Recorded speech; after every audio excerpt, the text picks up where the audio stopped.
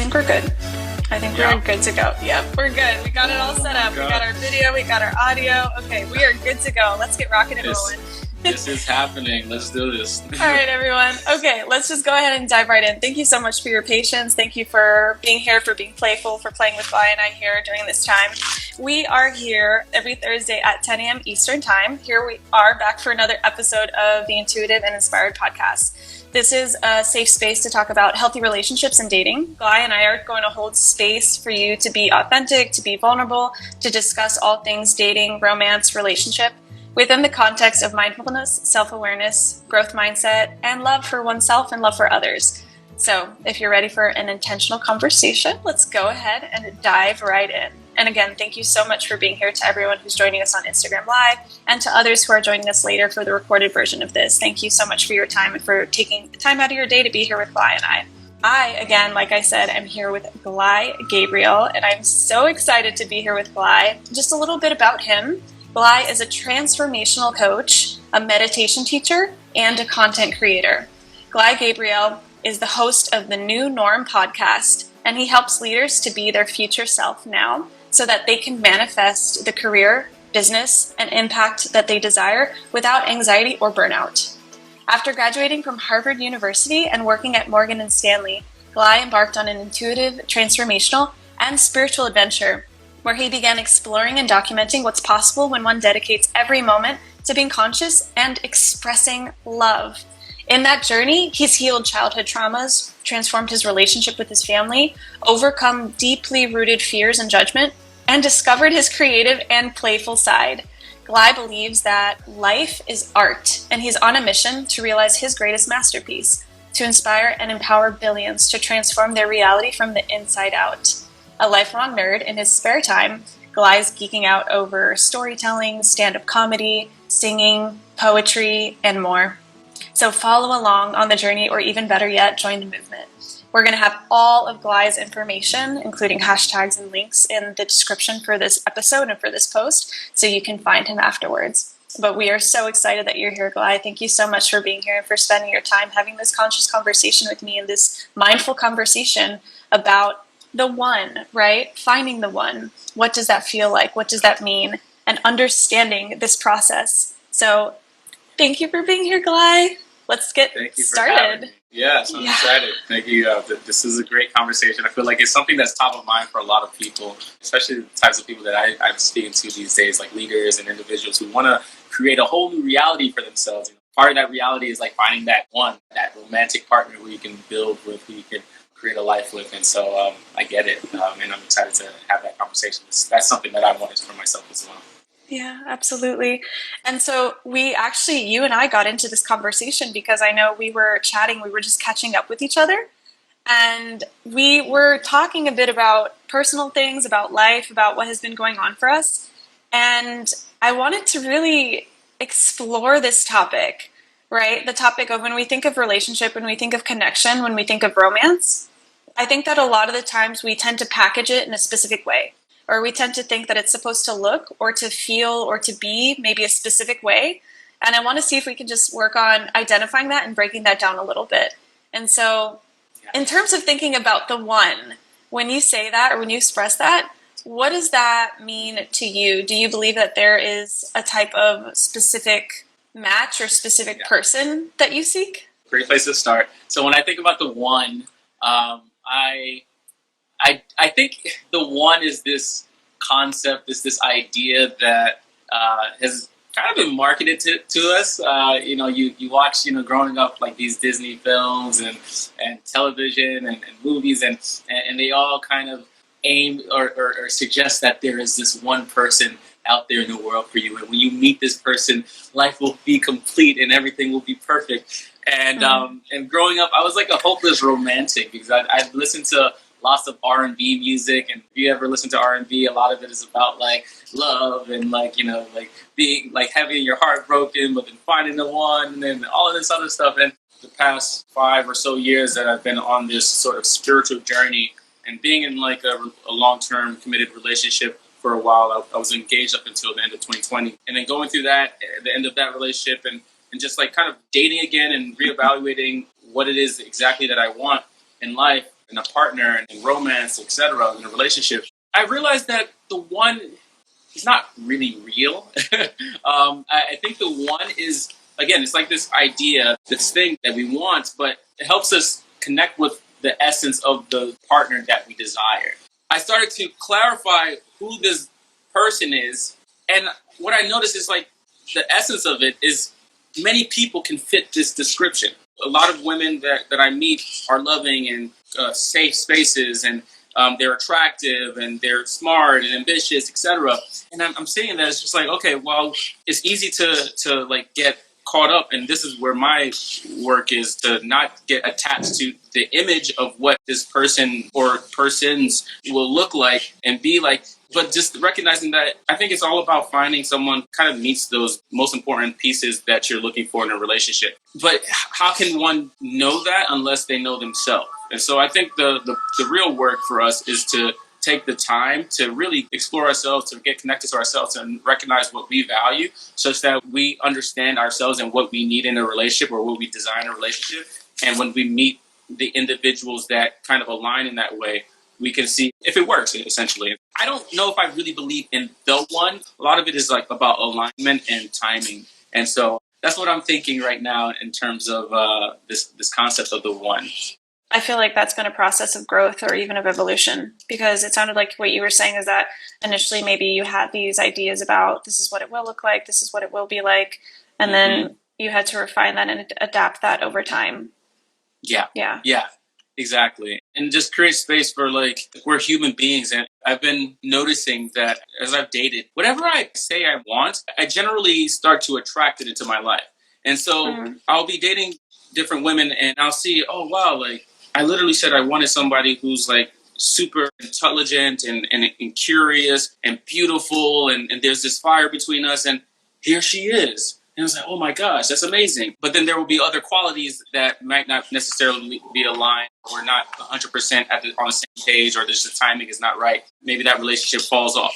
The clearer that we are around like just like the essence of what we want, generally speaking, you'll be able to find that in the people that you attract into your life. Because I have this belief, I'm a very big proponent of the law of attraction, and you literally attract what you are. And so as I do the work of gain clarity around what I value, embody those values, embody that energy, and start to gain clarity around who I would like to be in a partnership with, I start to attract that. I start to receive that. It becomes this abundant reality where you're just like, oh, wow, I can literally see the qualities of like the one or the person, the type of person I want to be with in all of the different people that I'm dating. In that process, I also started to realize that if I'm looking for this individual to fill some type of hole, to fill like this whatever yearning to feel complete, I don't know if that's necessarily the most constructive. And I think that's one of the big reasons why I've just allowed myself to do like a lot of just inner work to get to a place where I feel whole and complete in myself. What I'd ideally like to be is in a dynamic where I also meet another being who's done the work, and we're in this place where we can like let go of the ego, let go of the roles, and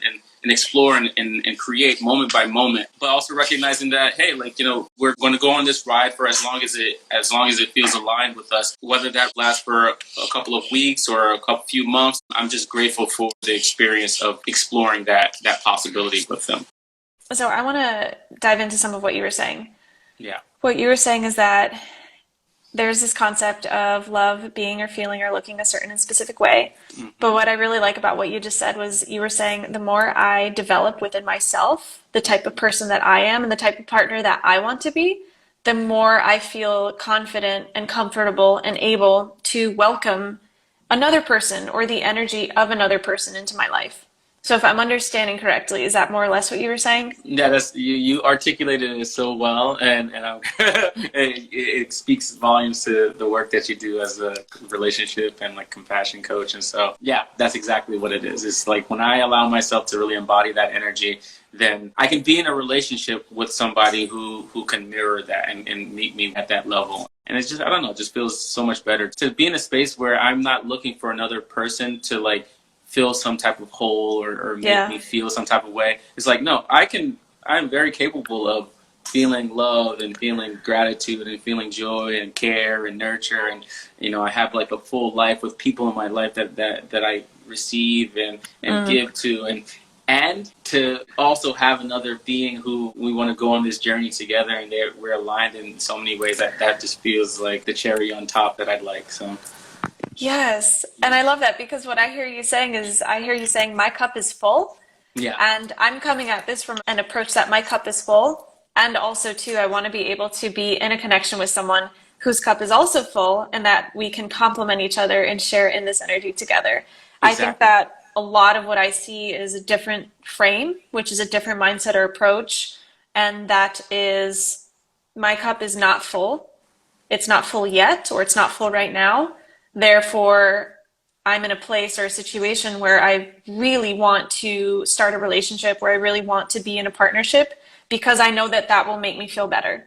I know that once I'm in that person's arms, or once that person and I are taking walks on the beach together, once we're doing date nights on Friday nights together and we make it official, whatever it is, we have this narrative running in our mind or in our perception of our stories that is, once I meet that person, then my cup will be full. Then I will be happy. I will know that I'm loved. I will feel confident. I'll feel self-assured. I'll feel that I have my person. I know that person's there for me, etc. And so I love your explanation and your approach, because it is turning that completely on its head.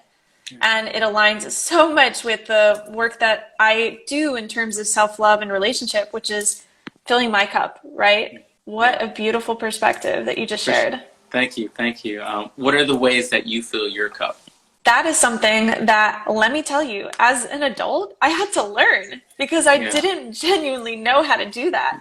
And so when I talk about seeing this other perspective, it's actually talking from personal experience. Yeah. Because not even that long ago, a number of years ago, like maybe 4 or 5 years ago, I was in the perspective and in the mindset and in the situation of not having a full cup, Yeah. and of seeking these external components, especially relationship or romantic partnership or friendships, close relationships, seeking that to be able to patch these holes, right, if you will, that are like leakages in the cup. If we're talking about filling a cup, if it has a crack or a leak, then maybe some water will leak out. And so for me, there were leakages, and in an attempt to patch those up, I definitely leaned pretty heavily on romantic partnership and on romantic relationship as one of the primary forms of, I know that inherently as a person I have value. And I know that I have a place, and I know that someone loves me because I'm in a partnership, or because I'm with this person, or because I'm in this relationship. But what was ironic, to your point that you explained for us, what was ironic for me in my experience was that in those situations, I felt less and less secure, or I felt less and less grounded in love, because my cup wasn't full first. And the partner, or the outward projection, the person, never was able to heal that part inside of me, or to patch that for me, because I was trying to use that as a way of helping myself feel more whole, and helping myself feel like I am worthy of love because this person loves me, or they say they love me. Yeah. But that never worked. Yeah. That really resonates. I think that's, you know, it's like where do these holes come from, right? Where do these cracks come Right. from? And oftentimes I think a lot of it comes from, I don't know, you can take a look at the nature versus nurture argument. Is it just like, you're kind of born with a certain predisposition to feeling insecure or anxious or incomplete or what have you, unworthy, or is it, because of your relationship with your parents and like the and those early relationships in your life that had like because I'm more of the latter. I think that our relationships with our parents has like a huge impact on how we relate to each other and how we show up in our romantic relationships. For instance, growing up, my parents went through rocky phases. My dad Okay. he used to be a very like free man, and in this relationship, he's not in a committed relationship, and that kind of brought a lot of turmoil in his relationship with my mom. And I would see that, and I would just think to myself, it's just like, Mommy, like, why do you put up with this? Like, you don't need to do this. You can go somewhere else, like leave or what have you. And and I remember making a decision. I was like, I don't want to be in that type of relationship. I don't want any woman to ever be like so dependent on me that she can't leave and go and like that. if I'm being destructive or hurtful towards her, that she doesn't feel empowered, like she can go. And so that decision has really informed a lot of like my relationship decisions going forward in my adulthood, where even in my last really serious relationship where I was engaged to a woman who I was in a polyamorous relationship with. And so it was like the extreme of that, where I was just like, hey, I'm so committed to your freedom and our not being like you being attached to me, and I'm not being attached to you, that I'm saying like, yo, you can love multiple people, you can be carnally engaged with multiple people, and as can I, and that be okay. And ultimately that relationship was challenging, and I appreciated that relationship because it's the woman that I thought I was going to spend the rest of my life with, in spite of or because of this polyamorous dynamic that we had going on. But it was also, for me, everything's become like this spiritual, it's spiritual, and it was an opportunity to see parts of myself and to see some of those cracks and those holes, and see like, I was like, there were moments where deep anger would come, and I was like, whoa, I've never experienced this. Like this one night where my ex she was out, and she doesn't come back, and she doesn't text me, and I'm just like, yo, is she alive? Is she safe? And but then I was like, no, Gly, be easy. Just let her do her thing. She's free human being, and do your work and then go to sleep. It's okay. Yeah, she's just having fun. And but then I was like, but what if your ego and like this whole philosophy you've got going on is like actually, she might be, what if she's in a ditch or she's somewhere, like something happened. My mind just went like, my mind goes 0 to 100, and it's like, and like, because you're so like, oh no, let her be her, do her own thing. Like, she might need you. And so like I go and I walk to the train station. I walk back. Wow. I'm trying to see if I could find her. I get back to the apartment. I call like a bunch of people. Eventually, I'm able to get in contact with her. I'm like, hey, like, are you okay? She's like, yeah, I'm okay. Like, sorry, like, it's just like we were drinking and I was having a good time, and like I just completely lost track of the time. And I was like, oh my god, thank goodness. And so it was like relief, and then all of a sudden, anger came, and I just like, boom, I hit the wall, and I put like a dent in the wall, and like I like busted my hands and my hand was like busted up for like months, and I'd never done anything like this before. I'm a pretty rational person, but like this was like emotions, and I was just like, whoa. And so that was really interesting to just, that was just one of the things that's happened, and just being in that dynamic, I saw parts of myself that I never really knew existed, and I started to also see that you're in this dynamic, this structure, and especially towards the end of our relationship, I'm like, is this really what you want? Is this just a reaction, a strong reaction to what you've seen in the past, like your relationship that you saw in your parents and such, and so like that. It's almost like we say we don't want this, so we're going to go to the other extreme, but in some ways you're still connected to this because you're choosing this as a result of this, as opposed to what is it that you actually desire, what is it that you actually need.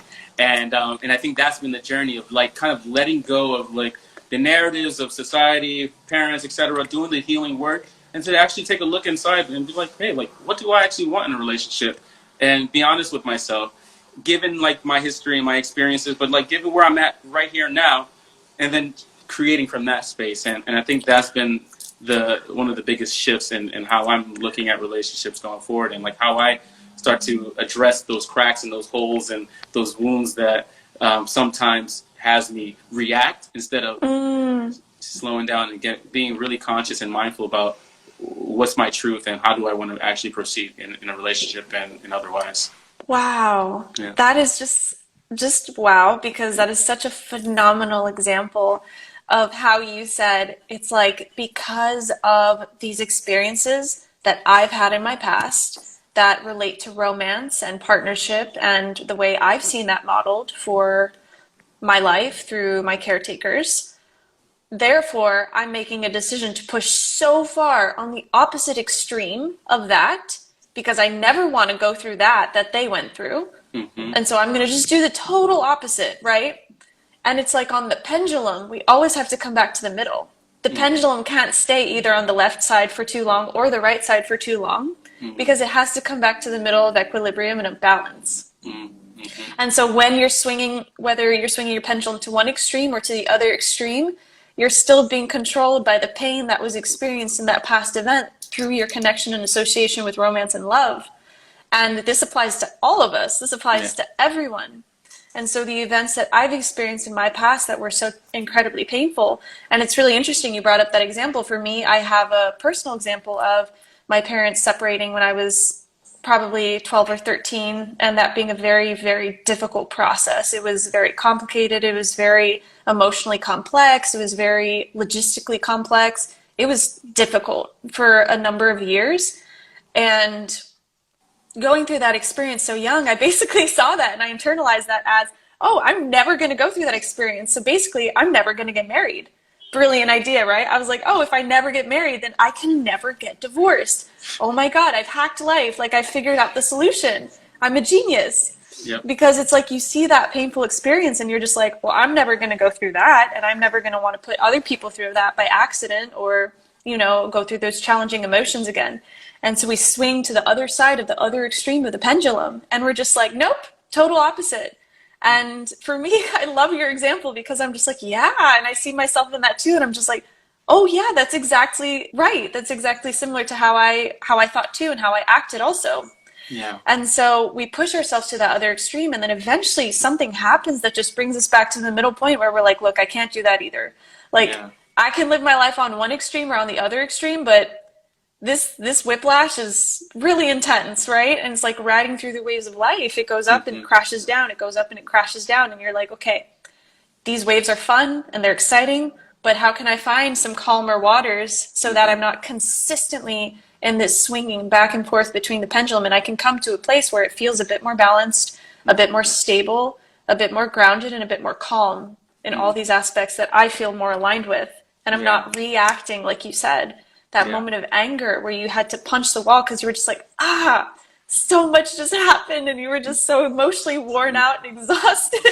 And like, I feel you. And I'm just like, like punch the wall sometimes because, you know, you are just reacting and you're like, oh, I gotta somehow channel all of this, right? Wow. So powerful. It was really interesting to feel that and to experience that. And I'm really grateful for that experience because I never knew I had that side of me. I thought I'd always be pretty calm-headed, like level-headed. But to have that and just like, oh, wow. What that's told me is how much I love this person and how much they were able to, you know, like our experience, you know, it impacted me. But then also it showed me, hey, there are some things inside of you that perhaps you need to take a look at, and that's okay.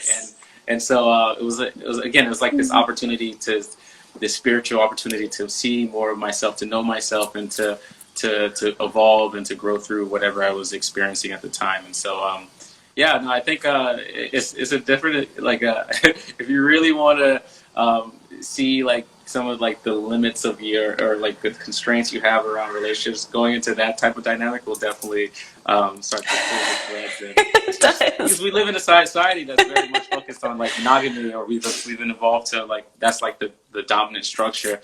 Right. And so to get into, like, a different structure that really challenges everything that you knew, it takes something. It really does. It really does. And again, speaking from experience too, like, wow, it's an experience, honestly. Yeah. It's like a spiritual experience because you're putting yourself in these situations where you're like, oh, my mother of ego. Yeah. Like, holy, like, I have never seen my ego before as I have in open dating. Yeah. Or in open relationships. Yeah. Like, never have I seen my ego so face to face where I'm like, hello, there you are. Like, you are right there. And I love that example. And understanding that and just being so honest with that and understanding too, like, where you fall in that spectrum then. Yeah. And saying, okay, this lifestyle fits with me or fit with me for a certain amount of time. It doesn't fit with me right now. Right now I'm in a different phase of my life, right? Kind of cycling through that, understanding where am I right now? Where are we right now in terms of partnership, me and this other person, in terms of me as myself as an individual, where do I lie on this and where am I? And I feel Yeah. like to your example of talking about the pendulum swinging in extremes, for me, I found myself on the opposite extreme, like you said too, of being like, yeah, like freedom, freedom, and like just doing my thing. I was like, yeah, like I was just like swimming in this world of possibilities. I was like, online dating, like Hinge. Oh my God, like it's raining men, hallelujah. And then I was like having this experience, right? Because it was just something for me that in terms of my journey, I had some pretty opposite extremes. So I went from one very extreme situation that was a very long time of very intense and monogamous and just consecutive periods of my life that were that phase, and it was a very long phase for me. And so after that I was like, nope, and I switched to the opposite extreme, and I was like, we are going completely to the opposite extreme. Let's have a spiritual growth journey, let's have an enlightening experience, let's do all the things, right? And so I switched to the opposite extreme, and I was like, let's go do all the things. And like I said, ego, face to face, like never before in my life, where I was just like, oh my God, the feelings, right? Like really coming to terms with like the feelings that come up, whether that's anger, insecurity, jealousy. For me, it was occasionally sadness, insecurity, maybe jealousy sometimes, but so many things that came up. And then it's almost like getting, honestly, for me, getting really burnt out from that. And like I had different experiences that it was a time for me where I cycled out of that because I was experiencing a lot of lower energy. I was experiencing a lot of energy that I was expending into that experience, just giving so much energy into that, and then transitioning back to a calmer place. So I feel like my pendulum swung. Like we were all the way on this side, and then we just went whoop all the way to the other extreme. We're just like, yeah, live your best life, like do the things. And I was just like, yeah, like living my best life and doing all the things, which I'm so grateful for, and I wouldn't change if I could. Yeah. But then we kind of swing back this way, and it's like, okay, finding things that are aligned, finding things that feel centered, and finding things that feel grounded, ultimately. What feels aligned, what feels centered, what feels grounded. Yeah. Where am I at a place where I feel aligned, where I'm neither here nor there? I don't have to live in one extreme of extreme feeling caged in, feeling locked in, like you said, feeling so dependent on another person being dependent on me, having codependent behaviors, which are not necessarily healthy in a blossoming relationship, versus the other extreme of being in total freedom. You do your thing, I do my thing. Like when we cross paths, it's great, but like you right? It's, and there's no right or wrong. There's just comfort levels. Like where is everyone trying to be at? Where are we trying to be at? Where are we most comfortable? Where do we grow most? Where can we blossom the most? Mm-hmm. And so for me, it's been that process of coming back to, all right, alignment. What feels aligned? And what does that look like for me? And how can I structure that? And how do I get to choose what that looks like? Because that's so fun. I get to choose, right? Yeah, that's exactly what it is, and I think that's why I always say that relationships are just basically like mirrors where we get to discover a little bit more about ourselves and the partner that we're with or the people that we're relating with. And if they're doing something that like that catalyzes, that creates a reaction in you, you get to see like, oh wow, like, what is that? Is it because I value this and you value that, and you can have this dialogue, this conversation, and start to discover it. Either you're actively having it with them or with yourself, and then you can like discover in this moment, where am I at, and like what actually matters to me. We're constantly evolving, and I think the trap is that what I wanted in the past, and I'm like almost like attached to like having that thing or whatever it was then, based off of the values and like my level of consciousness at that point. But this is a new moment, and I think ideally we get to rediscover ourselves and rediscover what we care about moment by moment, and make the decisions that are most aligned, that feels good for us, that feels healthy for us, that feels like aligned with our ultimate well-being and prosperity and joy and happiness and all of that. So yes. Yeah, no, I completely get that. Yeah, I love that. And using it, like you said, as a mirror. And so in conscious or mindful connecting with people, mindfully connecting with people, mindfully dating, having that opportunity, like you said, to use that as a mirror instead of making a checklist of all the ways that that person is fundamentally flawed, or they have to work on these different things, or it would be better if they did or did not do a certain thing, whatever it is. Taking that opportunity to turn that in towards yourself or towards oneself, and using that as a growth journey or as a growth opportunity. And this ties back to the subject of the one, right? And so who is that person? Who is the one? And it almost ties to what you said in the beginning of the one can be, at least in my experience or my understanding of it for this point in my life up until now, that the one has been whoever it is for me at exactly that time for exactly that duration of time. Yeah. And so for me, my definition of the one has shifted from being it's this person that is the sole source of your sense of personal fulfillment in terms of soulmate compatibility, in terms of being that one and only and exclusive person. And that's it. And once you have it, you have it. If you lose it, you lose it, and you messed up your chance, or you can't have that back. If something happens to the person, they're no longer alive, they're no longer with you, then, well, you had it. Yeah. And so for me, it's shifted and evolved into more of, like you said, this mirror of who am I being with consciously? Who do I have in my life right now? And it's been whoever that person has been in my life in different phases and different partnerships. That person has been that one for me for whatever number of years, for whatever amount of time.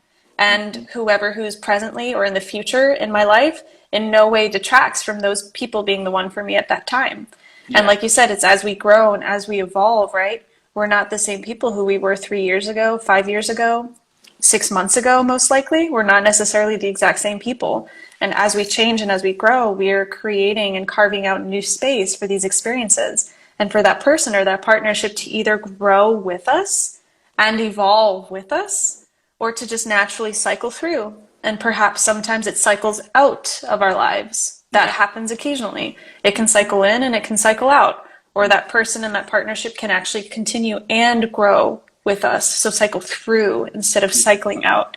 And I think it just depends. Yeah, that's literally what it is, you know, and you know, because like earlier when you were talking about like the divorce that your parents went through, I think we live in a society that's just so like afraid of divorce, and it's like, oh my God, divorce is, it's like you failed, you know. You did something wrong. Yeah. You messed up. You didn't do it right. You didn't pick the right person. Yeah. Yeah, it's like, or maybe it was good for a certain time of period and it was aligned, and then it wasn't aligned, and that's okay. And I think there needs to be a new conversation around breakups and divorce and relationships ending, even like romantic relationships. It's just there's a flow to life. There's this, you know, and sometimes you're in that flow together for a lifetime, and sometimes it's just for like a season, and whatever that is, to appreciate that relationship for what it was and for what it offered you, and how you evolved and grew and how that individual was able to grow, and just the experiences that you share together. I think that needs to be more of the conversation that we have moving forward. Just like, how do you allow relationships to end and recognize that that is a form of success, and that, you know, it was successful for whatever it offered you, or whatever you were able to experience in the time that you were together. And so, yeah. The conversation or the maybe mindsets or beliefs around, like you said, a marriage or a partnership or a long-term partnership ending, and how, at least for me as well, personally, up until maybe a few years ago, I saw that as, oh, well, they chose the wrong person. Or somehow, as for me, I was like, oh, well, I failed because this person and I are no longer continuing life together. We're no longer pursuing our goals together. And it was almost like you didn't choose right, or you didn't choose well enough, or you weren't so careful maybe in the beginning. You should have seen this or that and known, okay, this might not last too long. This might not last past a few years. And so, like you said, reframing that perspective completely and discarding the idea that in any way, if a person's partnership or marriage ends up not lasting forever, right? Like if it magically ends up not lasting for 50 to 60 years, which maybe most of us fall in that bucket or in that category as of right now, of maybe not having a relationship that has lasted for 50 or 60 years yet at this point in our lives. It's almost like we classify that as a failure. And as the person clearly didn't find the one for them, or didn't choose well enough, or didn't marry the right person.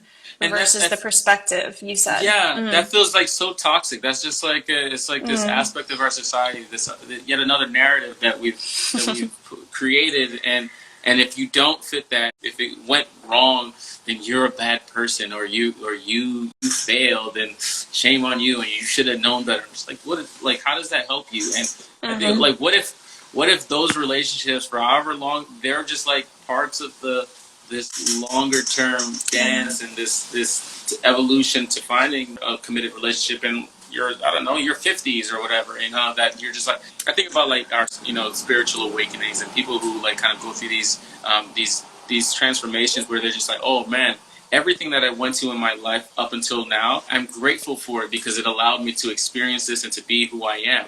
And I think if we can apply that same thing to relationships, that it creates more space for play, for curiosity, for experimentation, for allowing ourselves to go all in, to love deeply, and to open ourselves up to that, and to recognize, and if it doesn't work out, if it doesn't last forever, that's okay. Like, I still have the opportunity to really share myself, and I think that's what we really want in these relationships. It's like a space where we can let go of the mask, drop down the guards, really experience this intimacy, this deep intimacy. Like, I read this book called Intimate Communion by David Deida, and he just talks about that, where like there are different types of relationships, and like in our society, there's been like this codependent relationship dynamic that is really based on these roles that, I'm a man, you're a woman, you got to be like this, you got to be like that, and it's like very rigid.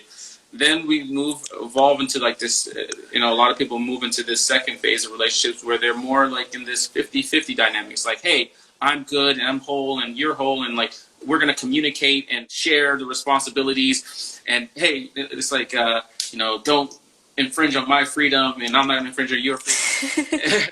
And then there's this like third phase of relationships, which is like more of like the intimate communion, where you can like let go of the roles, you can let go of the ego, and it becomes more of this flow. I almost imagine it like the yin and yang, and you get to be the most authentic expression of yourself moment by moment within this safe space, this container that where these two beings who are like whole come together and say, I can take care of myself, you can take care of yourself, but let go of all the outside noises and let's just really be here and now with each other. Drop the mask, drop the walls, open our hearts, surrender into this love, and see what feels right, what's most aligned moment by moment. And I think, or I know that's what I really desire in a relationship. But in order for me to be, it's like I'm learning to embody that even before the relationship appears, because then I'm able to allow, I'm being that in this moment. I'm being that with nature. I'm being that with like family and friends. I'm being that such that becomes more of my dominant frequency. And I can be that with that partner if and when she arises. And so I think that we need to start to look at these relationship dynamics and start to have a shift in how we look at them and just accept them for what they are moment by moment. And I think it allows us to have deeper levels of intimacy and love and connection and the things that we really desire. Yeah. Yeah. Wow. And I love that, how you explained it in 3 phases. Yeah. Right? Where it almost sounds like the first phase is a bit more, or the first 2 phases are a bit more ego dominated in terms of like, here are the roles that we fulfill. Here's what I expect. Here's what you expect. Here's what I expect from you. Here's what I expect from us. And then also too, the part about freedom, right? Like, I do my thing, you do your thing. It's shifting away from that more codependent dynamic, like you said, and shifting more towards okay, I do me, you do you. And then that third stage, right, transgressing past that, is a stage where it sounds like conscious partnership, where you enter into a phase of consciously relating with another person versus, well, let's just date just because, or for any other types of reasons, like, well, I've been looking for a partner and this person is available or happens to be available, right? I have certain goals that I want to meet in terms of my family structure, my life structure, so it's time for me to be with a person or pick a person, right? Like the just because reasons. Just because, right? And there are a lot of just because reasons that I think that people can or do get into partnerships, whether it's I'm at a certain phase of my life, it's time for me to pick a partner, all the narratives and the beliefs that we have about, well, at this point it would be a great idea to settle down, or at this point I just moved to this new city, so I need to start involving myself with people and really find that person. I need to anchor myself, whatever it is, whatever expectations I have for myself, parents, family has for me. And so I think there are a lot of just because reasons that we do things. And what you're saying is sounding like the opposite of the just because reason. It's sounding more like intentionally and consciously making this choice where I'm actually stepping into this and I'm aware of what I'm doing. You're stepping into this and you're aware of what you're doing and we're aware of what we can create together. Yeah. And nobody's here to complete the other person or to make full or whole the other person. But together it's like the visual, like you said, of the yin and yang, where it ends up being a balance instead of this person fills my cup or completes me. It's a balance of this person can help balance my energies and I can help balance this person's energies because we can both bring a whole person into the equation. Exactly. It's wonderful because, you know, like I'm like dating somebody right now or just talking to somebody and I go really deep really fast and this is like yes we love it. We're here for it, Gly. You got to. No, yeah, yes. I just that's just who I am at this point. I can't exactly do like the small talk stuff. I'm just like cut through the small talk. Yeah, skip the small talk. And I was telling her, I was like, yeah, like I want deep intimacy. Like I want us to like. She's like, dude, like I just met you. And you're just like, I want our souls to merge. And she's like, whoa, like I just met you. Yeah, it's so funny, you know, and it's kind of cool because and like then I say, okay, like that's where you're at, and then we dance the dance, you know, and but it's interesting to just like to really like own who you are and to like step into like each relationship, just being fully present to who you are and allowing yourself the flexibility to dance in the relationship, to not feel like so constrained, but to be one way, and almost like we create spaces for each other to just show up as we are. And if you want to continue to dance together, then you can dance it, and if you don't, then that's okay too. It feels lighter. It feels more creative. It feels playful, and I'd love to see more relationships or more individuals really take on just like, hey, like I'm just gonna open up, you know. I want to just really flow and allow just dance in this moment with you, and if it feels good, we'll keep dancing and dance. And I think that approach can be really helpful for a lot of people who are looking for the one. It's just like you're so like I want the one, and it's just like perhaps you know the one that you envision is not actually what you need, you know. What you need, what you want might not always be what you need. No. Life gives you what you need, not always what you want. But actually, you know, so if you're not being present in this moment, if you're not really being with them, if you're not opening yourself up, how will you really know? Like, how can you really discover that? You know, maybe. And I think that's been my challenge, just like really just continuing to just breathe through whatever discomfort you are in, you know, like to let go of like trying to like have it all planned out or thinking about it. It's just like really just be in this moment and see like what, like, is this aligned? Okay, let's take another step. Let's keep moving. Let's keep flowing. And if at some point it was like, oh, wait a minute, like this actually, like I want to move here. This is more of where I'm trying to go. And like, it seems like you're going here. We can like exit the relationship and that dance gracefully and love and with love and without like harm, like leaving harm and damage and like residual like trauma and stuff in each other's like realities. And so it's an interesting relationship. I feel like it's like one of those things. Everything is a relationship, you know. Like we're human beings, we're these social beings, and it's like at the core or at the crux of like everything. At least that's how I view it.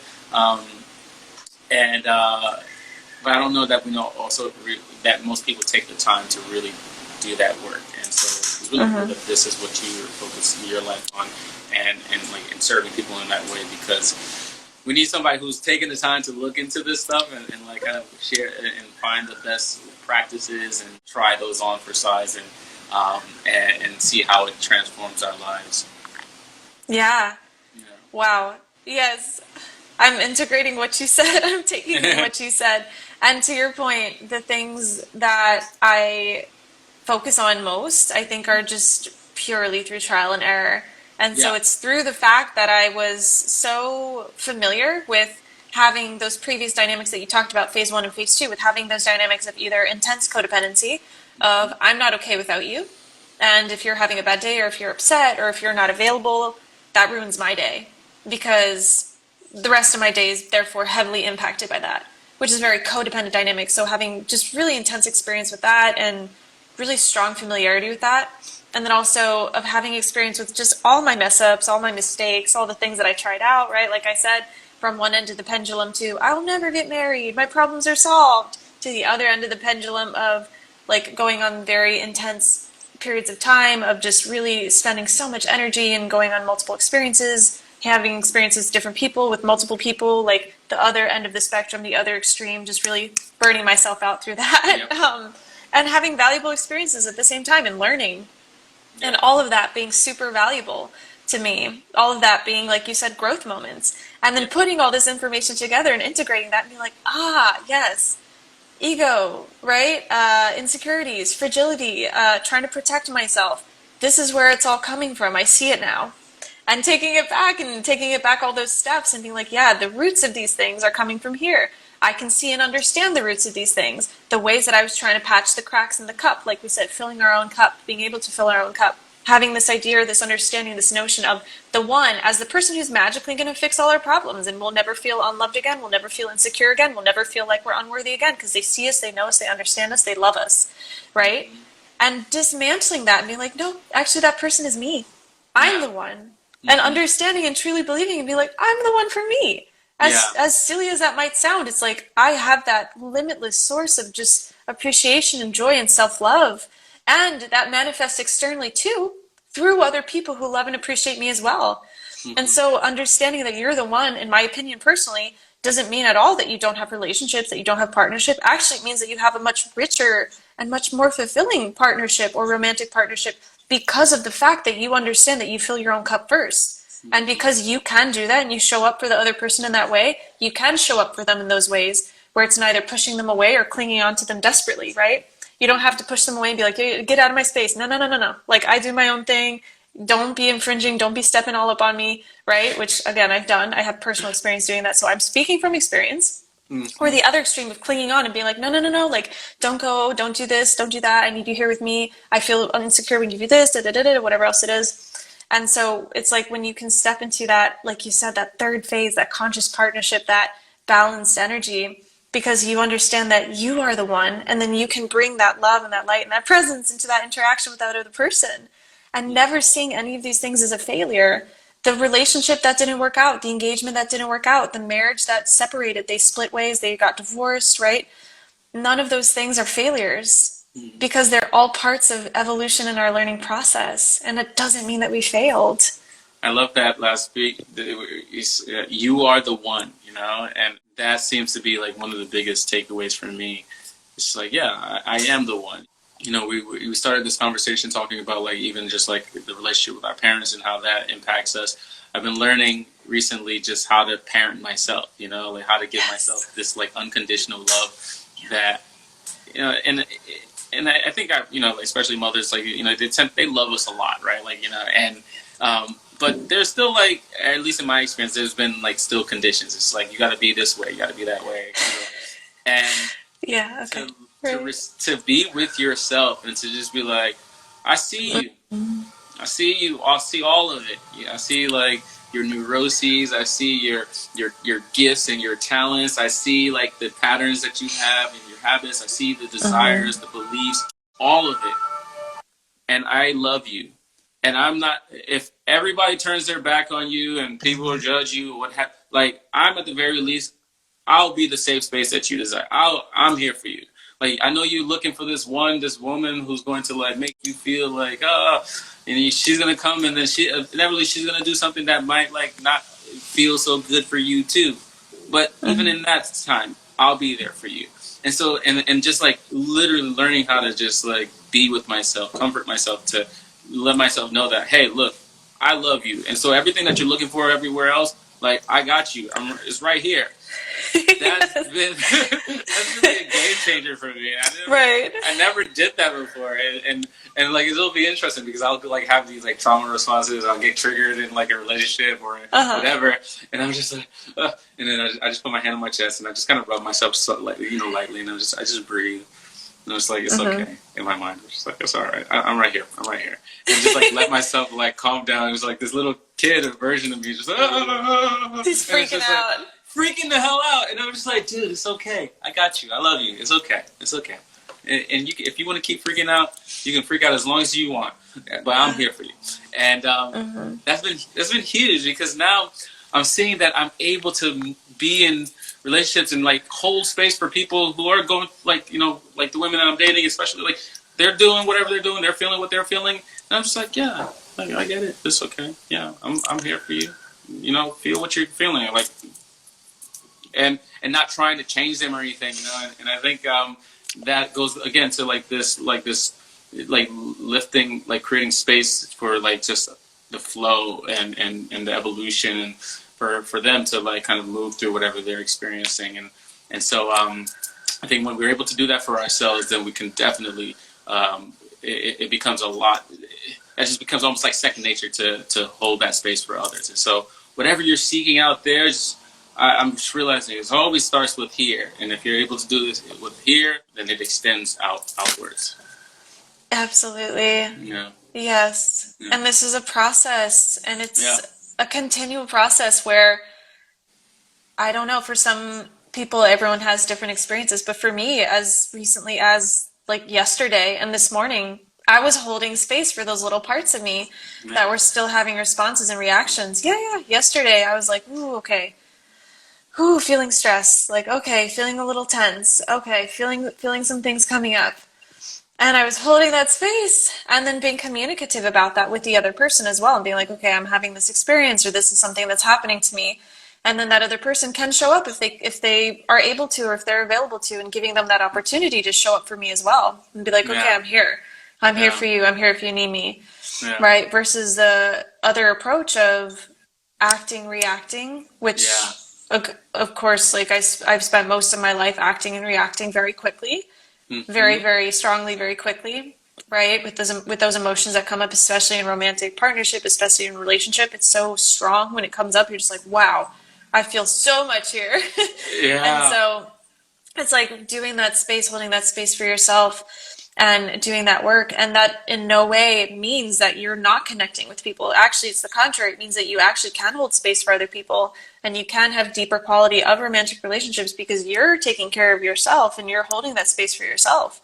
And so therefore that makes you a type of partner and a type of person who can hold such a deep and safe space for the other person, and for someone else, for their own healing journey too, and for your healing journey. And it goes back to what we were saying earlier about like you kind of attract what you are. And so if you, to the extent that you're able to hold that space for yourself, you can allow others that space for others, and they are in turn are able to hold space for themselves even better, and hold that space for you. And the boundaries between me and you, you know, like it starts to dissolve, because there's just this deep level of intimacy and safety and that dynamic. And so I really hear what you're saying. And I was going to ask, you know, like how comfortable are you to feel, you know, how willing are you, like, you know, because that's still something that I continue to work on, is just like being able to feel all of this and to remember to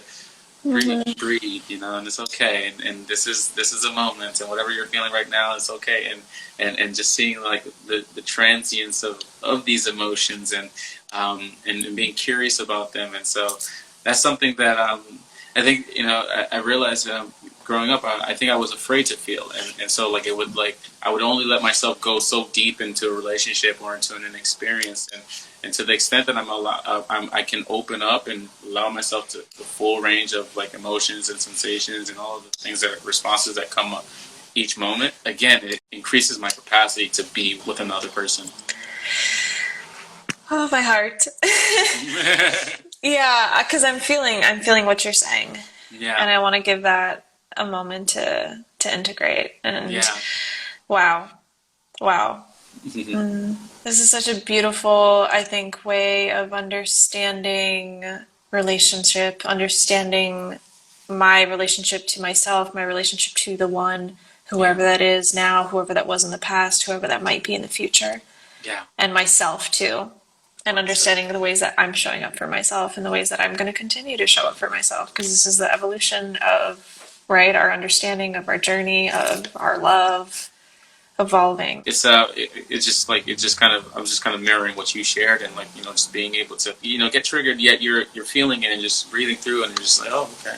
And it feels like you are in that space where you just open up, and I think that's where I'm constantly striving to be, in that space where I can just open up, like even in conversations with another person, it's just like, okay, just be with them. I know it's like a little uncomfortable, but just breathe. It's okay. All is well. Just be fully present in this moment, and it's a process, like you said. But I'm saying the more that I'm able to do that, the more I allow myself to have deeper levels of intimacy and connection with people. Yes. Amazing. You are phenomenal. You are amazing. You're a beacon of light. And I just, of a human, of a person, you just bring so much. I feel presence and I feel just joy and radiating from you. And so I'm really tremendously grateful to have this moment with you, to have this conversation with you, to have this space that we've shared through many hours of time distance and many thousands of miles of distance physically. Yeah. And we shared this virtual space with each other, this live space with each other for those of us who joined us and who were able to join. It was just, I'm so grateful for all of this. And so I feel like we're at a great point, I think, to wrap up and let people maybe integrate the components of this conversation that resonated with them, the things that stuck out the most, the things that were the most relevant. And yeah, I just wanted to say thank you all, everyone, to all the people who have participated with us live. Thank you to everyone who's listening now to the recorded version of this on the podcast on YouTube. Thank you so much for allowing Gly and I to be a part of your day. And I appreciate you trusting and growing with us and giving us this time. And Gly, thank you so much for being here and for being with me and for your time and your space and your presence. Thank you. Thank you. Reflecting it right back at you and everybody. So let the journey and the growth continue. Yes, absolutely. And we are going to have the complete list of information on where you can find Gly as well afterwards. But Gly, do you want to just tell people where they can find you for more information? Yeah, sure. If you want more information, the best way to reach me is probably, just DM me on social media. It's at Glyvolner, at GLYVOLNER. That's on every social platform. So choose your platform of choice. Or you could go to my website, GlyGabriel.com. Thank you so much. All right. And we're going to have links to everything as well in the show notes and in the description for this on YouTube and on Spotify and on podcasts.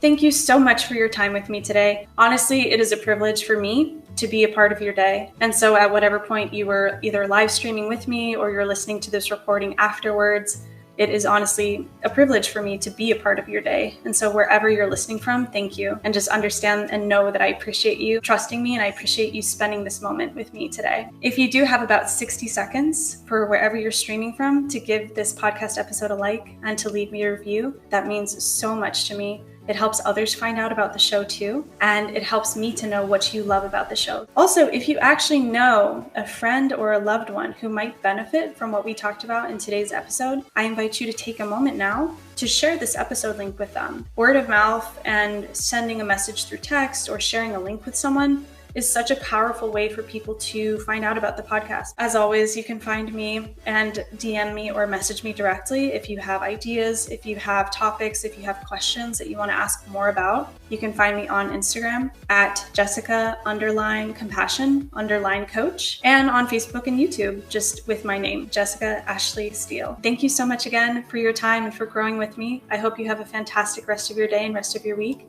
And I look forward to streaming again with you next Thursday at 10 a.m. Eastern Time.